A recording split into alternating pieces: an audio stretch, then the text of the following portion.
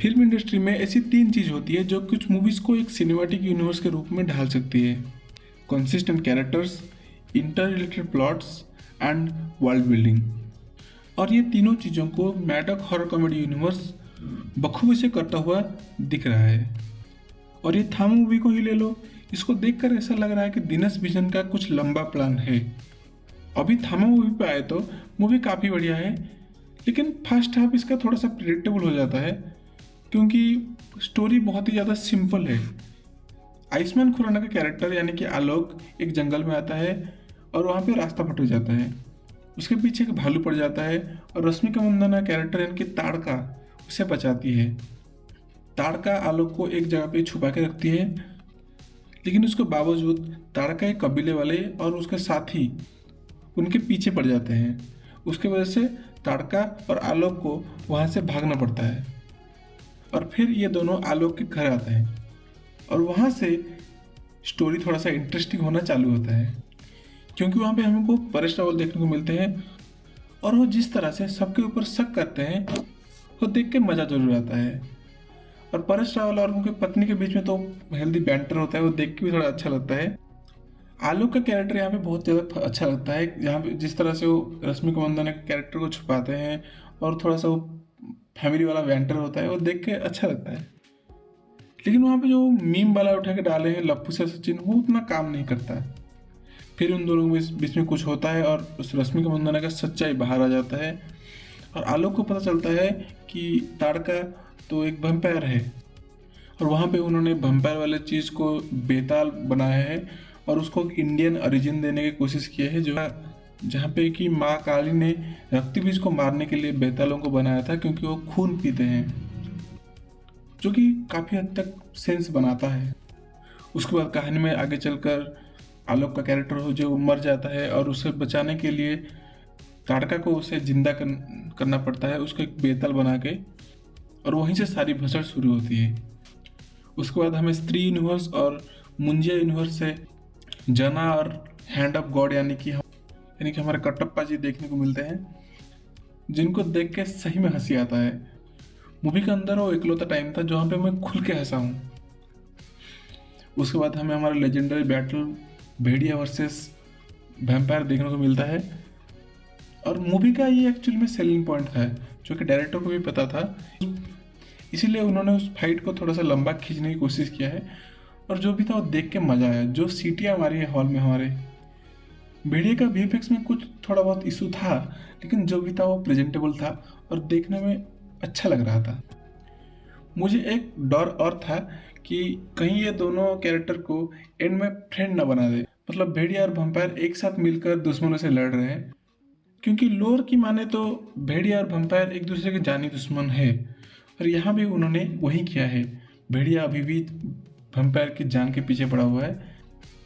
जैसे ही भेड़िया अच्छे से ट्रांसफॉर्म हो जाता है यानी कि विषाणु बन जाता है, उसके बाद वो बेताल के पीछे एकदम से एग्रेसिव होकर पड़ जाता है।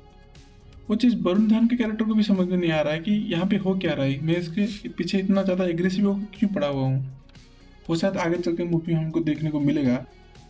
और अगर ये कोई मूवी ऐसा बनाते हैं जहाँ पे सिर्फ बेताल वर्सेस भेड़िया हमको देखने को मिले, तो भी मैं इस मूवी को देखने जाऊँगा, क्योंकि मुझे वही देखना है भाई, मैं इसके लिए ऑब्सेस्ड हूँ। इतना ज़्यादा हॉलीवुड वाला देख रखे हैं हम लोग, जब ये चीज़ इंडिया में देखने को मिलता है यानी कि हमारे देसी तरीके से, वो देखने में जो सुकून आता है भाई वो अनबीटेबल है। इस मूवी में 3 आइटम सॉन्ग्स है जो कि नेसेसरी फील नहीं होते, लेकिन ऐसा भी नहीं कि कोई प्लॉट चल रहा है या फिर कोई सीरियस सिचुएशन चल रहा है और उसके बीच में गाना डाल दिया, ऐसा नहीं है।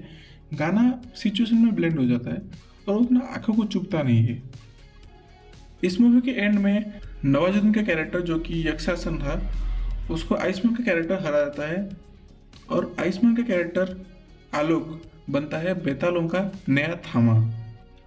और पोस्ट क्रेडिट सीन में हमें यह भी देखने को मिलता है कि सरकटा यानी कि अक्षय कुमार का कैरेक्टर आके नवाजुद्दीन के कैरेक्टर को वहाँ से भगा ले जाता है और अभी नवाजुद्दीन को हराने के लिए थामा को यानी कि आयुष्मान का कैरेक्टर को भेड़िया का खून पीना पड़ेगा, क्योंकि भेड़िया के खून से ही एक बेताल को ताकत मिलता है। और वहाँ पे भेड़िया भी बेतालों का गांव जो कि उनका कबीले का जो मंदिर था वहाँ पे आ चुका है।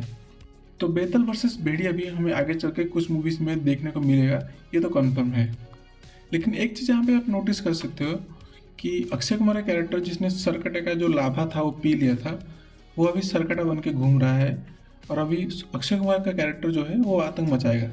लेकिन सरकटे को अभी ये भी पता चल चुका है कि वो अकेला तो स्त्री को हरा नहीं सकता, इसीलिए वो एक टीम इकट्ठा कर रहा है और ये आगे चल के एक एवेंजर्स लेवल का फाइट हमें डिलीवर करेंगे, जहाँ पे गुड एवेंजर्स बैड एवेंजर्स से लड़ेंगे और हमें एक एंड गेम या फिर इन्फिनिटी वॉर टाइप का कोई एक्शन सीन देखने को मिलेगा इस आगे चल के कुछ मूवीज़ में, जो कि सही में एक बहुत बड़ा चीज़ है, इतना बड़ा मासिव लेवल का मूवी बनाना इंडिया के अंदर। और सही मायने में देखे तो ये थामा मूवी है जो इतने सारे कैरेक्टर को एक साथ ला के इंट्रोड्यूस करवा रहा है एक दूसरे से।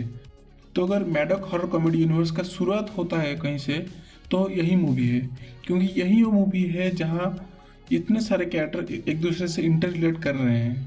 तो अगर आपको MCU का अगली मूवीज़ को एक्सप्लोर करना है तो थामा को देखना बहुत ज़्यादा ज़रूरी है और इसको समझना ही बहुत ज़्यादा ज़रूरी है, क्योंकि बहुत सारे प्लॉट, बहुत सारे डायलॉग्स इस तरह से लिखे गए हैं जो कि आपको शायद घर जाके समझ में आया है कि इस कैरेक्टर ने इस कैरेक्टर को ये नाम से क्यों पुकारा।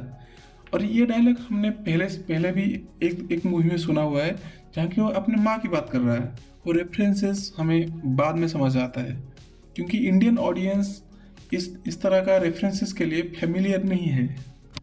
बाकी जो भी हो, आगे चलकर मूवी देखने में मज़ा ज़रूर आएगा। तो अगर आपको ये वीडियो पसंद आया तो वीडियो को लाइक कीजिए, चैनल को सब्सक्राइब कीजिए। मैं मिलूँगा आपको अगली वीडियो में।